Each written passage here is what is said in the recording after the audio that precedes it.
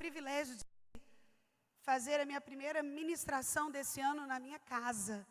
Isso faz toda a diferença, eu creio, na vida do meu ministério e em tudo que o Senhor tem me permitido viver nesse tempo. Eu quero conversar com você sobre esse assunto. Na verdade, esse trimestre da nossa escola vai nos permitir uma viagem muito oportuna dentro de nós mesmos. O principal desafio numa geração ativista, onde nós temos a sensação de que aquilo que precisamos fazer não cabe nas 24 horas do dia, a gente marca um monte de coisa para fazer durante a semana e no final se vê não conseguindo cumprir tudo isso. É sem sombra de dúvidas ter tempo para parar, para olhar para nós mesmos. A verdade é que nós somos muito rápidos e velozes em omitir opiniões acerca do problema do outro, do que acontece com o outro, do que eu acho que deveria acontecer com o outro. Mas eu quero te lembrar que a Bíblia investe o livro todo, que é o livro de Eclesiastes, só nos lembrando da importância da autoanálise. Salomão, durante todo o percurso ali do livro de Eclesiastes, ele fala da importância que você e eu devemos dar ao fato de estarmos olhando para nós mesmos e investigando como temos vivido essa vida, como temos nos portado diante do tempo, das vaidades, do dinheiro, dos relacionamentos. E é oportuno nós olharmos para nós. E esse trimestre, para você que é aluno da maior EBD do Brasil, eu quero te encorajar a estar aqui lidando com temas que relatam a nossa humanidade. Certamente eu não preciso perguntar aqui quem já se sentiu sozinho. Essa pergunta, ela traz um sim óbvio. Independente do cargo que você ocupa, da ocupação que você tem, independente daquilo que você faz na sua igreja local, independente do quão famoso você é, do quão bem-sucedido na sua família, no seu trabalho, a nossa humanidade nos coloca, por vezes, com a triste realidade da solidão. Enquanto eu escrevia esse pequeno livreto sobre solidão, eu me deparei com uma pesquisa que afirma que a cada 100 pessoas, 25 afirmam não ter um amigo confidente, não ter alguém com quem contar. E isso é assustador, porque enquanto aumenta-se o número de seguidores nas redes sociais, aumenta-se o número dos amigos no Facebook, as pessoas têm se mostrado cada vez mais sozinhas. A minha profissão, que hoje eu já não exerço mais há um tempo no consultório, é feita única e exclusivamente para ouvir e utilizar as técnicas dessa ciência para aconselhar pessoas que certamente quando chegam até um profissional de psicologia não vão porque está tudo bem. Eu nunca, em 11 anos do consultório, atendi alguém para dizer, eu vim aqui só para dizer, Sara, que está tudo bem comigo. Eu estava precisando de uma terapia para dizer que eu estou muito feliz. Isso, via de regra, não acontece. É o contrário que é estabelecido. Pessoas pagam, e cada vez mais caro, para serem ouvidas. Porque na maioria das vezes não se sentem assim nas suas casas, no seio das suas famílias, no seu recôncito de amigos, nos lugares onde frequentam, na sua roda social. E a Bíblia tem muito a nos ensinar sobre esse assunto. E eu quero te convidar a vir comigo nessa rápida viagem dentro de você. Quem sabe hoje você não tem se sentido sozinho, mas certamente você conhece alguém, lida com alguém que tem essa queixa. A solidão é assustadora porque ela é uma das portas de entrada para o processo depressivo. Você vai ver comigo no decorrer da lição que doenças que decorrem da solidão têm sido hoje muito mais preocupantes do que a obesidade, por exemplo. Pessoas solitárias têm uma pressão alta, muito mais característica do que pessoas que estão sempre acompanhadas. Enquanto nós falamos de saúde mental, nós estamos falando do nosso todo, nosso físico sofrendo em decorrência desses processos que nós, de fato, sofremos quando estamos sozinhos. A palavra de Deus tem muito a nos falar sobre isso. Nós lemos aqui João capítulo 4, onde o Senhor se encontra com essa mulher, um encontro totalmente improvável aos olhos humanos. Talvez você nunca tenha se perguntado, mas o motivo pelo qual essa samaritana foi tirar água do poço exatamente ao meio-dia. Isso não era comum às mulheres daquela época. Ao meio-dia era o horário em que as mulheres estavam reunidas com as suas famílias, junto com seus maridos, dando alimento aos seus filhos, e o sol é de rachar ao meio-dia. As mulheres que iam tirar essa água do poço, e essa era uma das tarefas atribuídas à mulher naquele tempo, o faziam ou pela manhã, bem cedinho, ou ao findar da tarde, para que pudessem garantir um sol mais ameno, uma vez que o exercício de tirar a água é um tanto quanto exaustivo. Mas se tratava de uma mulher que tinha uma marca. Aquela mulher não era bem vista no meio das suas amigas ou no meio das outras mulheres.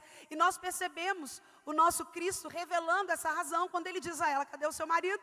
E ela olha para ele e fala: olha, eu não tenho marido. Jesus fala: então isso você diz com verdade, porque você já teve 5, mas esse que você tem agora não é seu.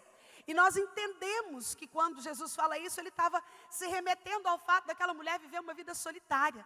O fato dela ir ao tanque buscar água ao meio-dia retratava uma conduta de quem não quer ser notado, de quem não quer se encontrar com ninguém, de quem não quer ver ninguém, ou de quem talvez não tenha optado por isso, mas tenha sido refém de um comportamento de outras pessoas que não queriam se encontrar com ela.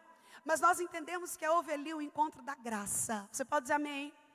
Ei, querido, quando Jesus se encontra com você, você está diante de um encontro da graça.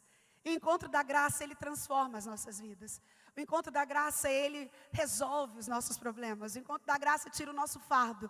O encontro da graça transfere a ansiedade, porque é esse o convite que Jesus nos faz. Deixai a sua ansiedade sobre mim, porque eu tenho cuidado de você. Foi um texto lido aqui nessa manhã. E foi isso que Jesus convidou aquela mulher a fazer. Ele falou: lança sobre mim a sua ansiedade.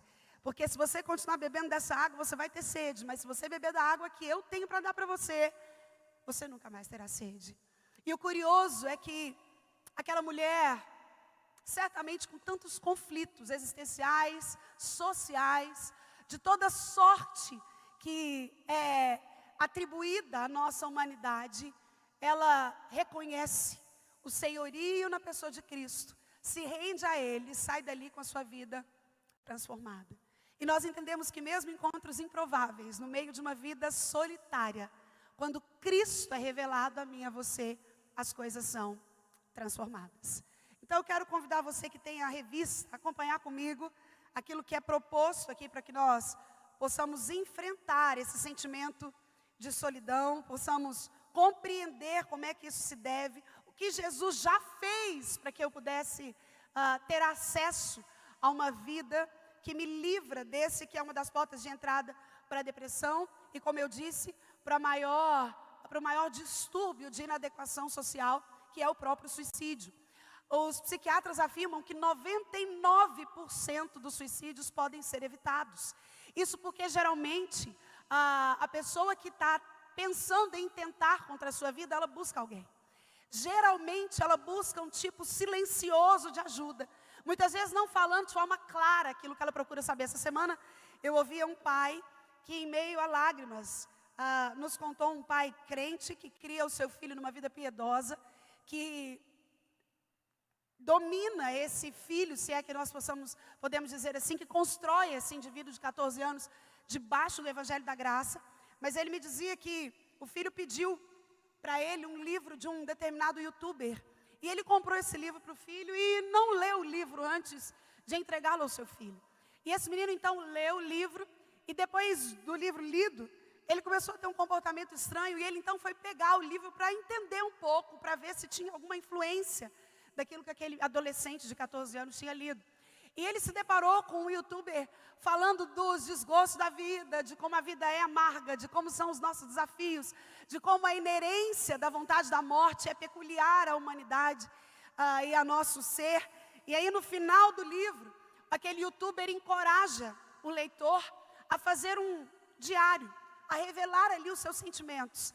E aquele pai me contava às lágrimas que o filho escreveu ali assim: muitas vezes me sinto inadequado no mundo. Não raramente tenho vontade de morrer.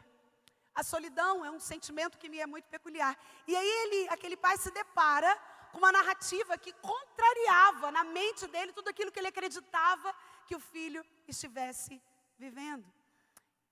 E nós, quando olhamos para cenas como essa e sabemos que não temos muito o que escapar nesse mundo que o Jesus nos advertiu que teríamos aflições, o nosso foco é encontrar na palavra de Deus, nessa regra de fé e de prática, nesse único manual que jamais falhará, diretrizes exatas, para que você e eu possamos lidar com o nosso próprio sentimento de solidão, para que a gente possa então impedir que tantas famílias, tantas situações que devastam a nossa história continuem acontecendo, uma vez que a Bíblia é suficiente e tem todas as respostas. Eu quero começar conversando com você sobre esse entendimento de solidão. O que é isso? A solidão, querido, não é só um estado de sentir só. Esse sentimento que a gente chama de solidão, ele vai além daquilo do meu desejo de experimentar uma companhia, de realizar atividades para o entretenimento. Muitas vezes estar só não é uma escolha pessoal. O salmista, no Salmo 25, se você ler lá, você vai entender que a solidão traz com ela uma sensação de angústia, de isolamento e de vazio. Eu quero aqui fazer uma rápida diferenciação entre angústia e ansiedade. A palavra ansiedade tem a sua origem numa palavra anglo-saxônica que significa estrangulamento. A sensação da ansiedade é que algo me aperta, é um nó na garganta, é algo que eu não consigo prever. O ansioso, ele aumenta o que existe, sofre pelo que não existe e não consegue viver com aquilo que ele tem hoje. A ansiedade nada mais é do que um exagero de futuro. Alguém que está demasiadamente preocupado com aquilo que eu vou viver amanhã. É diferente do estresse, porque o estresse é um excesso de presente. Pessoas estressadas vivem um excesso de presente. Eu estou fazendo tanta coisa que eu estresso. O ansioso, ele vive o mal do excesso do futuro. Ele amarga o futuro. E via de regra, o depressivo vive com excesso de passado. Um passado adoecedor ou saudosista. Bom mesmo, era naquela época, a gente tinha amigo, a gente corria na rua, a gente sentava na porta e não tinha perigo. Ou esse tipo de excesso de passado, ou um passado ruim, amargo que eu carrego e não me esqueço. Existem pessoas que acham bonito falar, olha o que eu vivi naquele ano, eu não vou esquecer jamais. Isso que aquela pessoa me fez, eu nunca vou perdoar.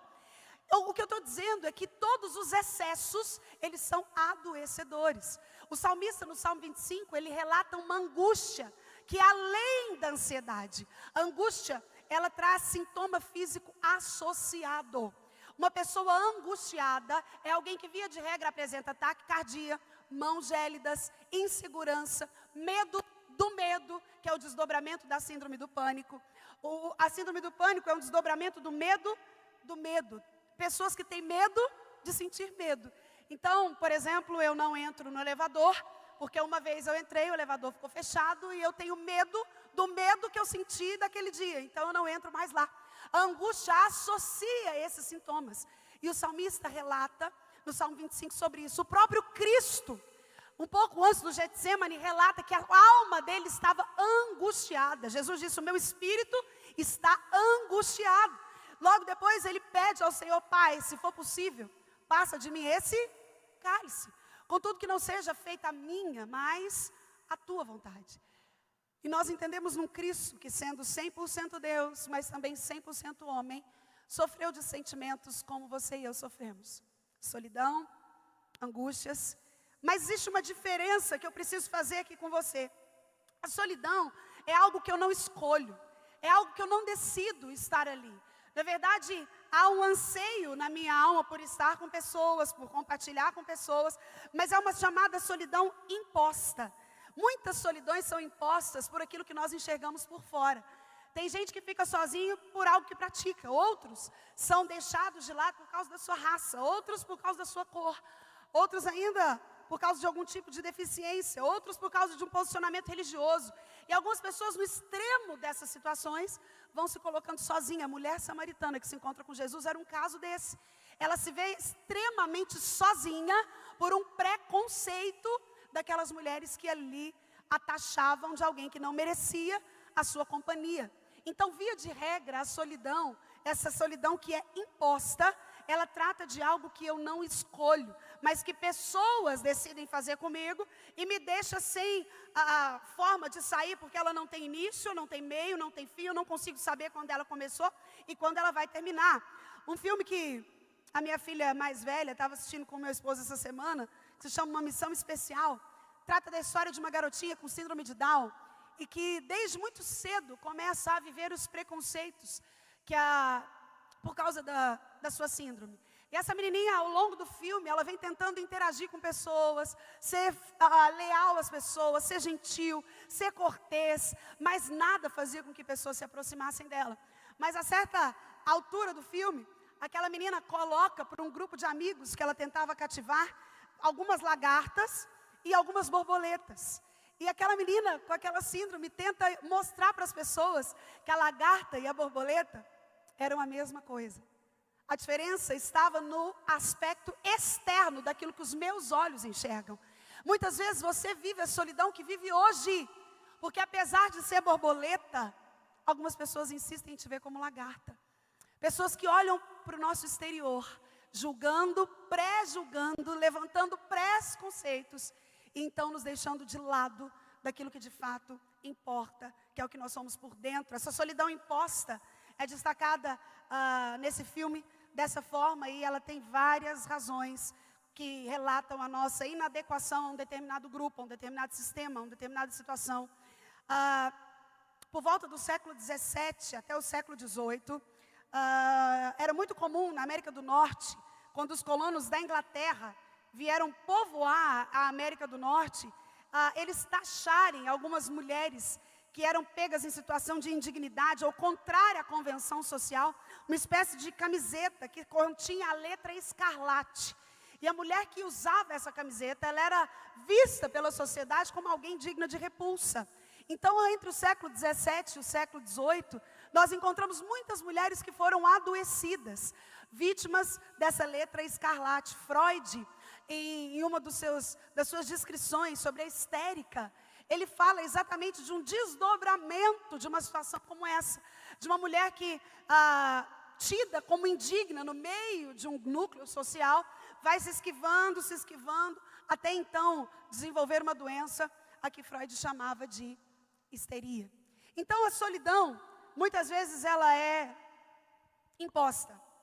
Outras vezes há uma solidão que nós chamamos de autoimposta, que eu também posso chamar de solitude. Uma diferença muito bacana que a revista traz, e é muito importante que você entenda isso.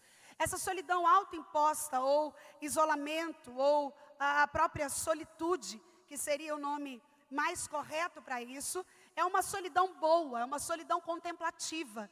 O próprio Cristo, certa vez, falou aos discípulos: olha, fica aqui, vai orando, que eu vou me recolher para orar sozinho. Jesus ali não estava vivendo solidão, ele necessitava de solitude. Momentos de solitude são momentos que eu decido por um período de tempo, ou seja, há um controle do indivíduo que decide estar só, do início, do meio, do fim do seu processo de solidão e ainda da razão pela qual ela quer estar sozinha. Já viu pessoas que, diante de alguma situação, olham para um lado, para o outro e falam: olha, eu preciso ficar um pouco sozinho, eu preciso pensar. Olha, me dá um tempo, eu não quero conversar agora, eu preciso ficar sozinho. Mas a solitude sempre é condicionada a algo específico. Quando você não sabe porque você está sozinho, deixa de ser solitude. A solitude fala de algo que eu decido, algo que eu quero e algo que muitas vezes eu preciso. Muitas vezes a solitude é uma busca por uma presença ou uma revelação de algo que Deus tem para mim. Muitas vezes a solitude me fala de uma fome de Deus. Eu preciso me recolher para ouvir a voz do Senhor, para ver o que Ele quer me dizer, para entender aquilo que Ele está fazendo na minha vida nesse tempo. A solitude, ela pode ser vista como positiva quando ela está sob o seu controle. Existem pessoas que amam ir ao cinema sozinho, por exemplo. Já viu gente assim? Não, eu gosto de ir sozinho ao cinema, não gosto de gente conversando do meu lado, não gosto de gente que comenta, não gosto, sento sozinho, não gosto nem de ouvir gente mastigando pipoca. Me dá nervoso, não gosto. Existem pessoas que gostam de viajar sozinho. Quando eu viajo sozinho, eu estou dirigindo sozinho, eu penso, e é um tempo que eu acho bom. Outros viajam sozinhos para lugares paradisíacos. Eu gosto de fazer uma viagem sozinha, vou fazer um mochilão sozinho, sem ninguém, por um processo de autoconhecimento. Mas a característica principal que define solidão e solitude é que uma tem objetivo certo. Uma é um desejo, a solitude. Já outra é imposta. Ela te coloca refém de pessoas ou de você mesmo. Algumas pessoas, reféns do seu próprio pensamento ao seu respeito, decidem pelo isolamento doentio. E vão ficando sozinhas, se fechando, se afastando de pessoas. E que vai, em um dos seus livros, disse certa vez que ninguém fica numa igreja onde não faz amigos. Sabe por quê? Porque aqui é o lugar da comunhão dos santos. Nós somos a família de Deus. A igreja é o lugar onde eu preciso e devo fazer vínculos honestos. Onde nós precisamos sermos vistos como família de Deus.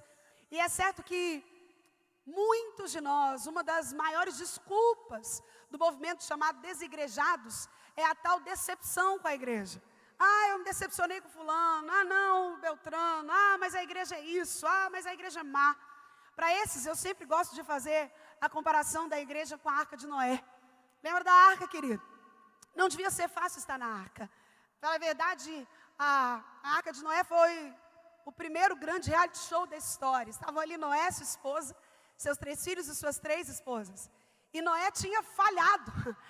Você, pastor, líder, que se sente às vezes falho em alguma das suas áreas de atuação, isso não significa que Deus não está com você, senão Noé seria um fracasso completo, porque a Bíblia diz que Noé pregou, avisava o povo, vai chover, entra na arca, vai chover, e a pregação dele não teve nenhum tipo de sucesso. Uma vez que entram na arca, então, ele, a sua esposa, seus 3 filhos e suas 3 esposas, e eles ficam ali um pouco mais de um ano, convivendo dentro de um ambiente. Você concorda comigo que conviver com 8 pessoas por mais de um ano, num ambiente fechado, em que você não pode sair, é algo extremamente desafiador. Todo tipo de assunto estava ali.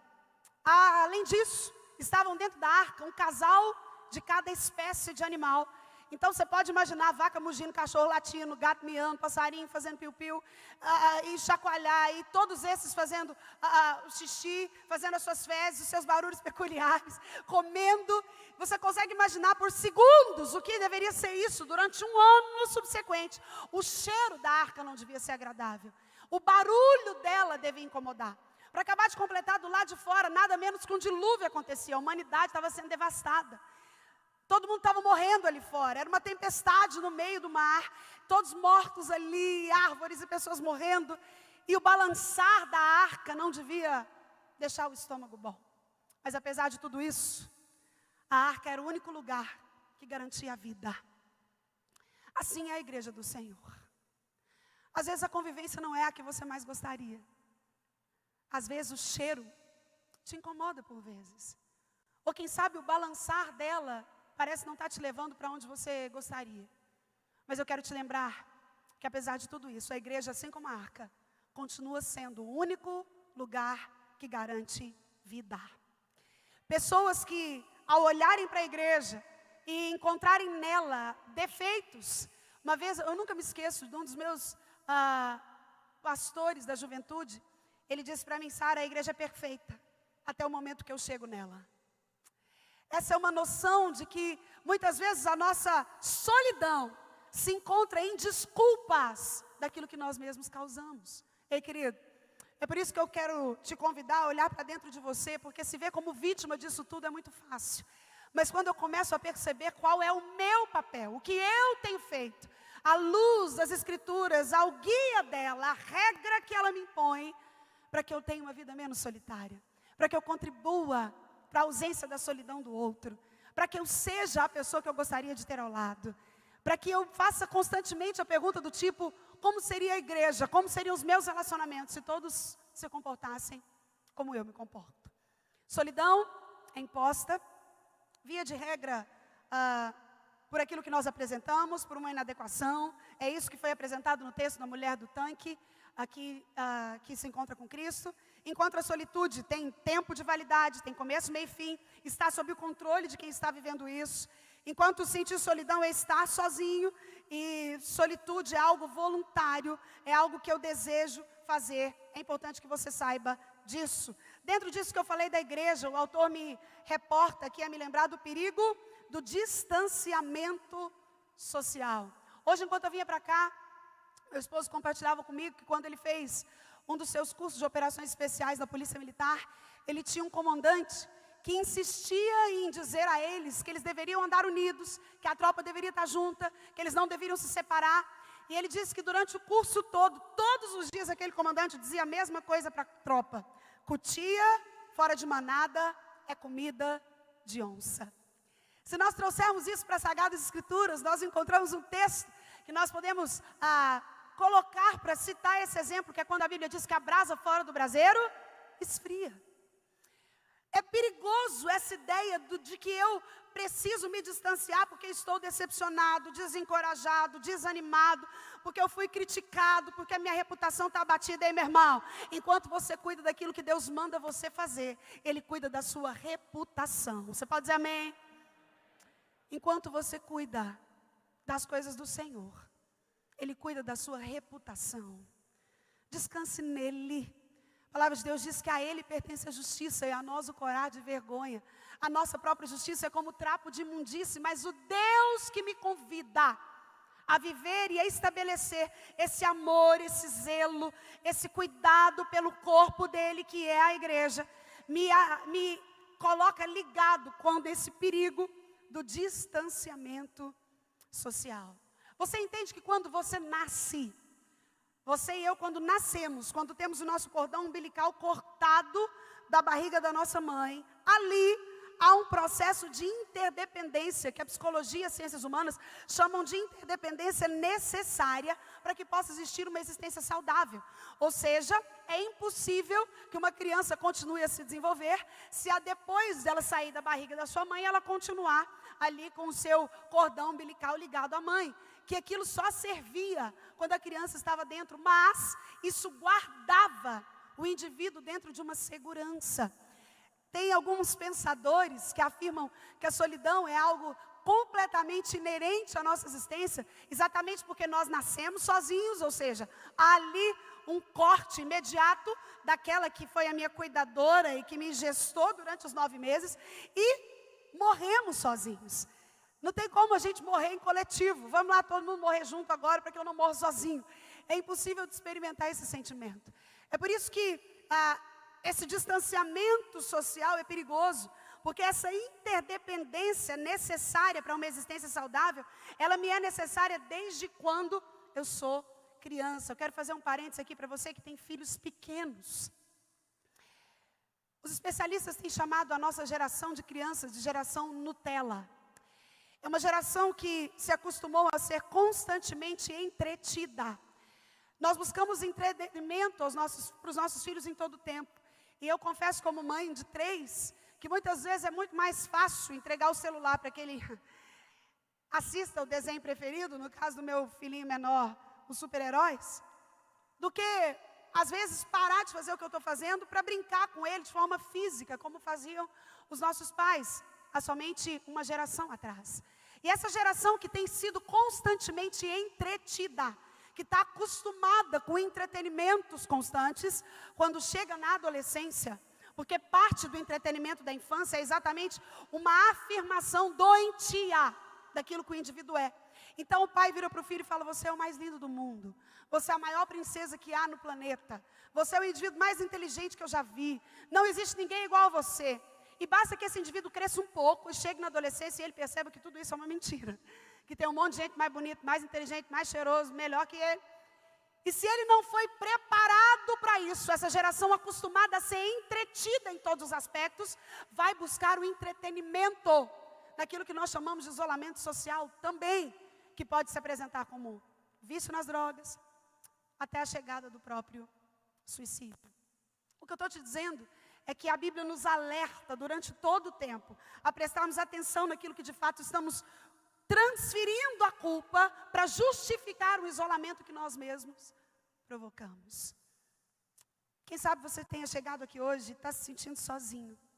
Quando viu o tema, falou: eu preciso ir porque de fato eu não confio em ninguém, eu ando cabreiro. Tem gente que usa o ditado direto: enquanto você vem com a farinha, eu estou com o bolo pronto. Não, eu já passei pelo que você passou um monte de vezes, eu sou uma pessoa experiente. Para justificar o seu afastamento do corpo, da família, do meio social, da igreja. Existem algumas igrejas, irmãs, que por influência do G12, desenvolveram a chamada igrejas em células. A igreja em células, de fato, ela nos causa alguma estranheza quando nós olhamos para as Escrituras, pela obrigatoriedade dos 12. A igreja em células, ela nos causa algumas estranhezas, porque assim como algumas outras seitas, o islamismo, o espiritismo, o catolicismo romano, todas essas religiões, o adventismo do sétimo dia, elas têm uma mesma característica. Elas acreditam numa outra revelação que não Cristo. Uma revelação complementar que foi necessária, porque a obra de Cristo na cruz e aqui na Bíblia não foram suficientes. Foi por isso que Maomé foi considerado o grande profeta, é por isso que a Maria e os santos foram consagrados, é por isso que o adventismo levanta Ellen White, e é por isso que todas as outras religiões, o espiritismo fez isso com Allan Kardec, desenvolvem essa linha de pensamento de que é necessário algo para complementar o evangelho da graça. Mas quando nós olhamos para as Escrituras, nós encontramos um Deus suficiente. A ideia do G12 é também essa ideia complementar. Alguém olha, quando nasce o movimento do G12, e fala assim, não, a Bíblia não foi interpretada de forma correta pela igreja nesses 2000 anos. Mas agora eu estou tendo uma revelação aqui. É preciso que cada grupo tenha 12 pessoas e ele vai se multiplicando. É isso que Jesus queria que a gente entendesse. Algo que não tem uma fundamentação bíblica por si só. Mas, na verdade, uma igreja em células pode, por causa da sua origem, não ser tão atrativa assim. Mas uma igreja com células, ou grupo familiar, ou reunião de oração, onde eu tenho pessoas próximas de mim, com quem eu posso compartilhar, com quem eu convivo, com quem eu não faço daquele grupo igreja, porque uma das coisas que os teólogos falam acerca das igrejas em células é exatamente o fato de que a célula se torna a igreja. Na célula pode haver batismo, pode haver casamento, pode haver santa ceia, coisas que só podem acontecer no culto público da igreja, como diz a palavra de Deus. Mas uma igreja que possui células, uma igreja que tem grupos. Aqui na nossa igreja em Campinas, existem vários grupos. Eu sei que os adolescentes, os jovens trabalham com pequenos grupos. Existem grupos para casais, existem as reuniões de família. Existem vários grupos menores numa igreja grande como a nossa, mas que você pode encontrar o seu e se adequar para que a sua solidão seja amenizada onde ela deve ser, aos pés do Criador. Então, uma igreja com célula, ou com um grupo familiar, ou com reuniões nos lares, ou com reuniões na igreja, mas onde eu consigo fazer um núcleo de pessoas onde eu sou mais bem assistido. Uma vez que os nossos pastores têm tantas e tantas e tantas demandas, e uma igreja grande como a nossa exige tanto, tanto, tanto deles. Eu e você podemos buscar, essa tarefa é sua, você pode dizer amém? Uma das partes, dos ministérios da igreja local. Uma igreja como Campinas tem dezenas de ministérios que certamente você pode servir ao Senhor, conhecer gente, usufruir da comunhão dos santos e ficar livre desse isolamento doentio que pode culminar na solidão. Nós vemos uma geração que se sente sozinha em meio à multidão. Você já viu isso? Às vezes você está entre um monte de gente, mas se sente sozinho. Às vezes você tem inúmeros seguidores nas redes sociais, mas se sente sozinho. A sensação que a gente tem é que o celular, esse instrumento facilitador das nossas vidas, e que no início parece ser extremamente facilitador, extremamente útil, e de fato o é para a maioria de nós. Muitos de nós trabalham única e exclusivamente através do celular, da informática, da evolução do conhecimento, da tecnologia. Mas você há de convir comigo que a nossa geração tem sido caracterizada por uma geração que tem trocado aquilo que está perto, ou seja, aquilo que está ao meu alcance, a comunhão na família, pelo próprio celular, a comunhão com os amigos, porque eu estou com um amigo próximo e não dou a devida atenção a ele, porque eu estou com um amigo distante aqui, mas eu também estou conectado. Eu gosto de dar um exemplo daquela mãe que, durante muitos anos, ora pelo filho que mora distante. E ela guardava esse filho em oração pela manhã, à tarde, à noite. De manhã ela orava, Senhor, visita o meu filho onde ele está agora. Oh Deus, promove a ele encontros bons desse dia, que ele possa ter a tua mão, dê ordem aos teus anjos a respeito dele. Na hora do almoço, aquela mãe mais uma vez orava, Senhor, que o meu filho possa ter uma comida boa, que lembre a minha. Mais à noitinha, falava, Senhor, guarda o sono do meu filho. Mas, com a chegada da tecnologia, isso não se tornou tão necessário assim. Uma vez que a mãe, ao invés de orar, podia simplesmente mandar um WhatsApp. Filho, está tudo bem? Acordou? Sim, mamãe, está bem, tudo bem, bom dia. Na hora do almoço, filho, e aí, já almoçou? Já, mãe, está tudo bem. À noite, e aí, meu filho, tudo bem? Tá sim, mãe, vou dormir. Orar para quê? Se o WhatsApp já fez o serviço que antigamente só oração era feita. Muitas vezes nós nos sentimos sozinhos em meio à solidão porque não percebemos o quão adoecedor. Uma pesquisa recente comprova que o vício do celular é um dos vícios mais difíceis de serem admitidos, porque a pessoa sempre tem desculpa. Não, mas eu estou trabalhando. Não, mas eu vivo disso. Não, mas se eu não atender, eu não vejo. Não, mas a rede social é o que eu preciso. É comprovado que a rede social, o vício no celular, ele é o mesmo. Ele provoca no meu e no seu cérebro o mesmo percurso que o crack, por exemplo. Os mesmos hormônios são ativados a fim de concluírem uma função final de um prazer momentâneo. E ninguém admite que é viciado em celular. E por vezes não encontramos os motivos de sermos sozinhos no meio da multidão. Há poucos dias atrás, no grupo de empreendedores aqui da sede que nós temos no celular, alguém postou um vídeo de uma moça que faleceu aqui em Goiânia. E ela ia atravessar a rua, olhou para um lado e não olhou direito para o outro. E ao não olhar direito para o outro, exatamente porque ela estava no celular, veio um carro em altíssima velocidade e ceifou a sua vida de uma forma muito veloz. Eu não estou falando que o celular é uma maldição, é do diabo, nada disso. Nós somos extremamente capazes de entender a diferença entre uma coisa e outra. Mas o que eu estou te dizendo é que muitas vezes essa solidão em meio à multidão, ela é provocada por hábitos que eu insisto em não perceber que estou desenvolvendo. Ei, meu irmão, você já viu que o celular de hoje, ele te avisa quantas horas no dia você ficou no celular? Você tem isso no seu telefone? Você deve ter. Existe uma coisa que você ativa, que no final do dia ele fala, você passou tantas horas no celular hoje. Você passou tanto tempo conectado hoje, ele te avisa. Quanto tempo você tem feito isso? Quantos de nós perdem o sono? Porque ficam ali conectados, mas ao mesmo tempo se sentem sozinhos.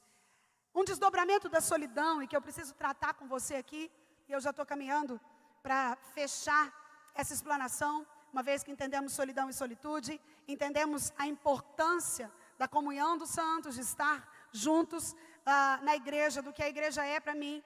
Uma vez que compreendemos o estar sozinho em meio à multidão, como sendo muitas vezes motivado pelos meus hábitos inadequados, eu quero te convidar a olhar comigo um pouco para o que a revista nos traz, chamando de vazio existencial. As ciências humanas afirmam que todo homem nasce com 3 vazios. O vazio de Deus, o vazio de pai e o vazio de mãe. Quando o indivíduo vai crescendo e nota, em alguma altura da sua vida, que um desses 3 vazios não foi corretamente preenchido, ele começa a viver o que se chama de vazio existencial. O vazio existencial fala das dúvidas que o indivíduo tem acerca da sua própria existência, que é muito parecido com aquilo que eu narrei para você, que o menino de 14 anos sentia. E o pai não sabia e ninguém dava conta daquilo, mas que quando ele escreve no livro do youtuber, encorajado por aquele youtuber, ele coloca, eu me sinto sozinho, por vezes tenho vontade de morrer. Isso é uma conexão com o que a revista traz daquele vazio existencial. Algo que parece estar bem, mas que quando eu paro, deito a cabeça no travesseiro ou estou sozinho, eu percebo que há algo dentro de mim que parece que tem um buraco. Parece que nada preenche. E eu quero te dizer que quando nós falamos da pessoa de Cristo, do Espírito Santo, você precisa compreender que por ocasião da queda, quando o pecado nos afasta de Deus Criador, quando isso acontece, há imediatamente na minha e na sua vida, no meu e no seu ser, uma lacuna, um vazio, um buraco, que só pode ser preenchido pela presença do Espírito Santo de Deus. Todo homem tem um buraco, que não pode ser preenchido por família, filhos, dinheiro, fama, sucesso. Esse vazio só pode ser preenchido pela pessoa do Espírito Santo habitando em mim. Ei, querido, você tem sido lugar, morada do Espírito Santo de Deus. Certa vez um jovem chegou no seu pastor, e eu brinco com meu esposo que as perguntas que eu mais tenho receio de responder, em alguns lugares eu participo de alguns congressos onde colocam a gente numa espécie de mesa redonda, e aí os jovens podem fazer perguntas e falarem um pouco e tirarem dúvidas. E eu sempre tenho alguns receios quando as perguntas vêm dos adolescentes, porque eles têm uma interpretação teológica muito além da nossa baixa capacidade humana. Certa vez um desses jovens chega no seu pastor e fala: pastor, eu estou com uma dúvida. Eu queria entender o que a Bíblia está dizendo quando ela me manda ser cheio do Espírito Santo. E esse jovem e mais 2 dos seus amigos, questionando o seu pastor, obteve a seguinte instrução. O pastor falou: olha, vá àquele riacho que tem aqui perto e leve uma peneira. E quando você levar essa peneira, eu quero que você a encha de água. Os jovens não entenderam direito a instrução, mas decidiram obedecer mesmo assim. Foram então até o riacho, levaram cada um a sua peneira e ficaram ali por algumas horas na tentativa de enchê-la. E você há de convir comigo que, depois de algum tempo, eles perceberam que isso não era uma tarefa muito fácil. 2 deles desistiram e um terceiro continuou insistindo em encher a peneira de água. Quando ele estava quase desistindo, o pastor chega. E ele olha para o pastor e fala: pastor, é o seguinte, se para entender o versículo, enchei-vos do Espírito Santo, eu tenho que entender isso aqui, eu quero falar para o senhor que eu desisto, eu não tenho capacidade para entender o versículo. E o pastor falou: o que você tentou? Como foi que você fez? O jovem falou: fiz tudo do senhor pensar. Eu enchi a peneira, eu levantei, eu desci, eu segurei, eu fiz tudo do senhor pensar. O pastor falou assim: olha, tenta executar essa tarefa, deixando a peneira permanentemente dentro da água. E o jovem então, ao afundar a peneira na água, percebeu imediatamente aquilo que o pastor queria dizer para ele, sobre o que a Bíblia estava dizendo em ser cheio do Espírito Santo. Ei, meu irmão, a única possibilidade de você e eu sermos cheios do Espírito Santo é estarmos constantemente mergulhados nele. Quando a nossa peneira sai, a água vaza. Assim como aqueles jovens não conseguiam manter a água na peneira, você e eu não podemos preencher o vazio dentro de nós, a não ser que estejamos totalmente sujeitos à presença diária do Espírito Santo de Deus. Quando você e eu estamos mergulhados nessa presença, o combo do fruto do Espírito começa a ser gerado em nós e através de nós. Alegria, paz, amor, bondade, benignidade, longanimidade, mansidão, domínio próprio. Você é uma pessoa cheia do Espírito Santo. Só Ele pode preencher o vazio, essa lacuna que todos nós temos, que todos nós temos e pensamos e nascemos com ela. E às vezes você pode pensar: pastor, eu não tenho esse vazio de Deus, mas tenho um vazio de pai. Eu tenho um vazio de mãe. Eu quero te lembrar quando Deus nos disse: ainda que uma mãe se esqueça do filho que ainda amamenta. Talvez você não tenha entendido esse versículo de uma forma completa. Mas o que a Bíblia está dizendo é que ainda que algo tão improvável aconteça, porque uma mãe amamentando não tem como biologicamente se esquecer do seu filho, porque chega a hora da criança mamar, o peito incha, ele dói e ele vai vazar se a criança não mamar. O que a Bíblia está dizendo é que mesmo que algo tão improvável aconteça, que é uma mãe se esquecer de um filho que mama, eu, todavia, não me esquecerei de ti, diz o Senhor. O que a Bíblia está dizendo é que você pode ter até tido uma mãe que te abandonou, mas jamais estará um Deus que te abandona. Eis que estou convosco todos os dias, até a consumação dos séculos. Eu termino falando com você sobre o resgate dessa mulher samaritana. Numa geração em que as pesquisas afirmam que a solidão tem se tornando um fator de risco para a saúde, avaliada como a mais arriscada que a obesidade, que o fumo, se tornando o maior causador de morte prematura. Nós não estamos falando de algo simplesinho. Esse assunto que a nossa EBD e a nossa revista tem nos permitido estudar é altamente pertinente, atual e notado diante de uma sociedade que nós temos encarado. A solidão, só para você entender, ela é 2 vezes mais perigosa do que a obesidade. É 2 vezes mais perigoso ser sozinho do que ser obeso. A Organização Mundial de Saúde, há cerca de 10 anos atrás, coloca a obesidade na sua lista de doenças. Porque a obesidade geralmente ela gera o que nós chamamos de comorbidades, doenças advindas da obesidade. Pressão alta, problemas cardíacos, gota e uma série de outros problemas que são advindas da obesidade. Pesquisas atuais afirmam que a solidão é mais grave do que a obesidade. Pessoas solitárias correm um risco maior de morrer do que pessoas obesas. Exatamente pela elevação da pressão arterial, aumenta o risco de infarto, aumenta o índice de derrame, o isolamento enfraquece o sistema imunológico, piora a qualidade de sono. Pessoas sozinhas têm dificuldade de dormir. É uma mente que não para, que não descansa. Certamente a mulher samaritana se encontrava na tentativa de preencher esse vazio, de preencher a sua existência. Ela vivia uma solidão. Ela deu indícios dessa solidão. A gente percebe o horário que ela escolhe tirar a água. A gente percebe a angústia das perguntas que ela fazia a Cristo. Não, mas se você é o Cristo, por que você está conversando comigo? Se você é judeu, por que você conversa comigo que sou samaritano? Os judeus tinham problemas com os samaritanos. Eles não se davam. Então a gente percebe esse vazio solitário na angústia dessa mulher. Mas dentre tudo que nós vimos, quando ela encontra e reconhece em Cristo ser o Messias, quando ele fala a ela, vai, chama o seu marido e volta aqui.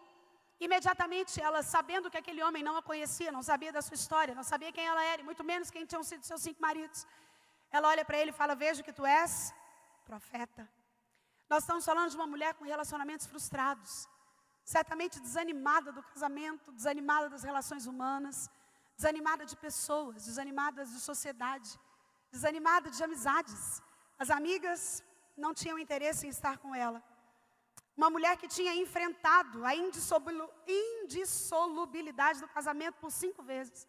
Ou seja, ela tinha quebrado essa que é a principal aliança que a Bíblia retrata, que é o relacionamento entre homem e mulher, exatamente pelo fato de refletir a relação Cristo-Igreja. Era uma mulher com inúmeros problemas. Mas quando ela se encontra com Cristo, ali naquele sol do meio-dia, quando ela compreende quem Ele era e o poder que Ele tinha, quando ela percebe que das coisas que a faziam tão solitária era exatamente o não reconhecimento do seu pecado, o não reconhecimento da sua própria falha, quando ela percebe que a tentativa de se relacionar devia novamente partir dela, que não conseguia até ali se ver livre dessa solidão, ela então começa na tentativa de sair da solidão, contrair relacionamentos impuros. Foi isso que Jesus disse para ela, olha, você teve 5 maridos, mas esse relacionamento que você está tendo hoje, amigado com fé, casado, isso não cola. Foi isso que Jesus quis dizer para ela. Esse que está lá na sua casa não é o seu marido. Ou seja, você está em pecado, na tentativa de preencher a solidão que você está nela. Quando eu olho para esse texto, nós encontramos uma conclusão e com ela eu fecho esse tempo. Todos nós somos pecadores. O pecado original em Adão nos afastou de Deus. Nos fez criaturas totalmente dependentes da graça. Totalmente dependentes do zelo e do cuidado do Cristo ressurreto.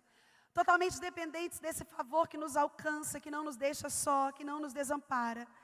Essa mulher que percebe esse vazio dos 5 outros relacionamentos.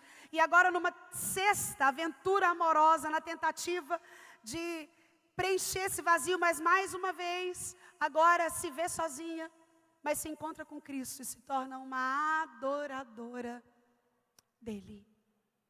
Ei, querido, esse texto nos instrui que o encontro com Cristo é suficiente para livrar você de todo sentimento de solidão, que deveras possa estar te acompanhando ao longo da sua existência.